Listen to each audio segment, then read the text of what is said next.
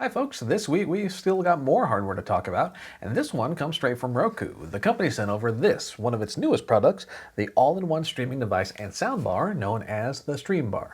And whenever we see devices that claim to pack multiple tasks or capabilities into one unit, we naturally wonder whether it can live up to the hype, or maybe too many sacrifices were made along the way. Well, that's what we're here to find out. We've spent some quality time with this new device to see what it can do, and now it's time to share what we've learned.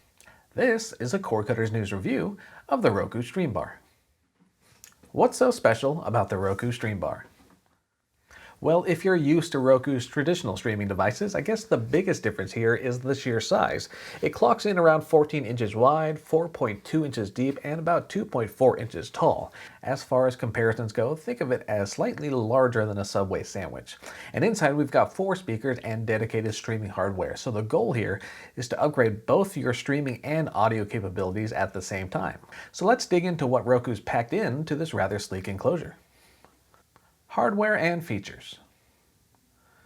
Well, let's tackle the streaming side first. Inside, we've got a traditional Roku streaming device powered by an M-Star C2 chip, which is a departure from the ARM-based processors that often power the company's hardware. We've also got 1 GB of RAM on board and support for up to 4K resolution and up to 60 frames per second. And yes, there's also support for high dynamic range video via both HDR10 and HLG standards. So specs-wise, we're looking at streaming hardware that, on paper at least, seems roughly equivalent to the company's Premier and Streaming Stick Plus lines. So its specs generally slot in below the company's top-end dedicated streamer, the Roku Ultra, which boasts double the RAM, Dolby Vision support, and a different CPU. And if you're wondering how it performs compared to other Roku streaming devices, well, we'll get to that in a second. But first we have the audio side of the equation to talk about, and here Roku's packed in 4 drivers, each measuring 1.9 inches in diameter. There are 2 facing directly forward and 2 more angled outward from the ends to project sound over a wider area.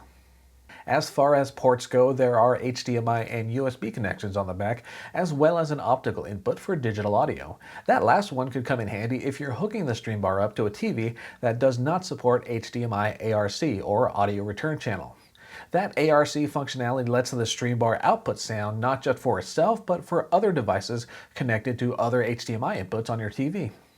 And if your TV does indeed support ARC, then you should only need to worry about plugging in 2 cords, the HDMI cable and the power adapter. And beyond the onboard speakers, Roku happily points out that you can also expand the Streambar by adding the company's subwoofer and/or wireless speakers for a fuller surround sound experience. But how does the Streambar perform on its own? Well, let's find out. Setup and performance. With the Streambar, Roku's promising a relatively simple and straightforward installation, especially if you go the 1 cable route on a TV with an HDMI ARC port. Inside the box, the dominant piece is, of course, the Streambar itself, and once you get that out of the way, you'll find a voice remote with TV controls, an HDMI cable, an optical cable if you need it, and the power adapter. You'll also get a pair of AAA batteries and documentation.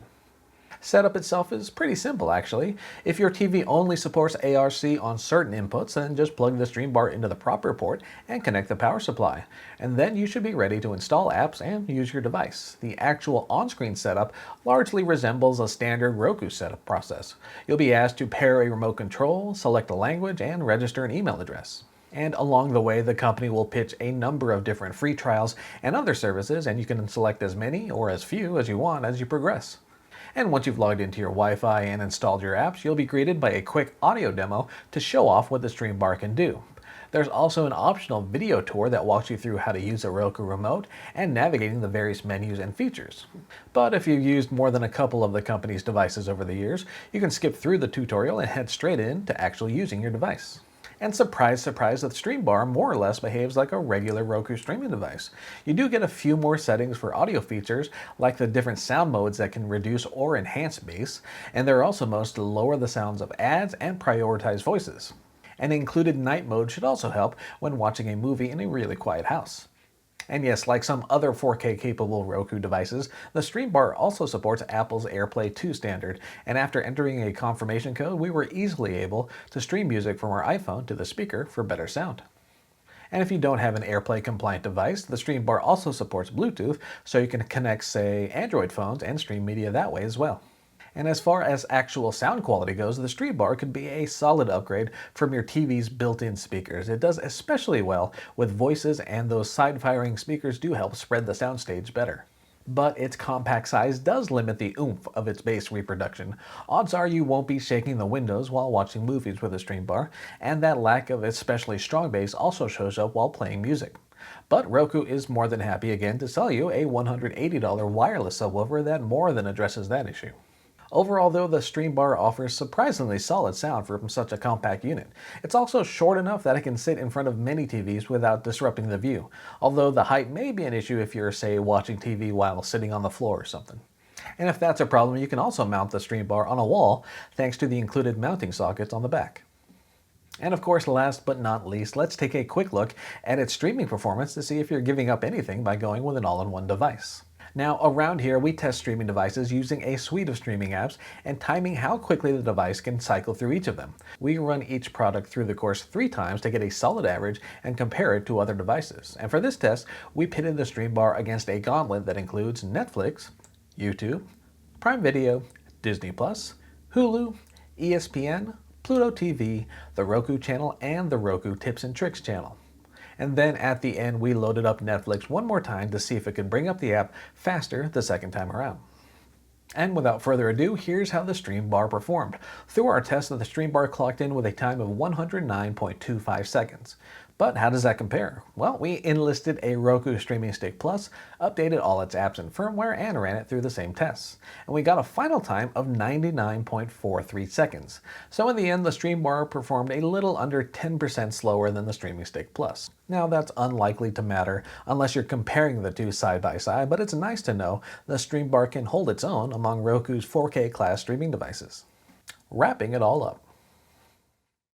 So in the end, what do we have? Well, Roku's latest streaming and audio combo offers a compact and unobtrusive design, and it looks especially well matched with our 32-inch test TV, but it can offer better sound than a lot of larger TVs out there as well.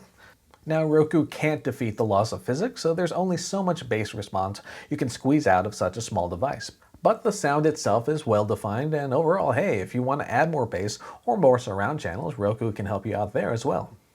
Setup and ease of use mirror what we've come to expect from the company's dedicated streaming devices. In other words, if you're looking for a compact, possibly single cable solution to upgrade both your streaming apps and audio capabilities, the Streambar seems up to the task. At around $130, you're getting almost Streaming Stick Plus levels of performance and an AirPlay compatible speaker to boot. It won't magically transform your living room into a theater-grade audio experience all on its own, but it does offer solid sound in a compact and capable package. And there you go, that's our review of Roku's new Streambar. And hey, if you've made it this far, we thank you for watching. And if you are new here, might as well consider clicking those like and subscribe buttons down below. We put out a variety of content on a regular basis here on this channel. On Wednesdays, Jess hosts our live Q&A sessions with viewers and subscribers, and check back on Thursdays when we dive deep into specific topics like hardware reviews and new technologies. And then on Fridays, we wrap up the week in cord-cutting and streaming news with Cord Cutting Weekly. For now, though, my name is Philip Palermo. Thanks again for tuning in. We'll see you next time. Take care.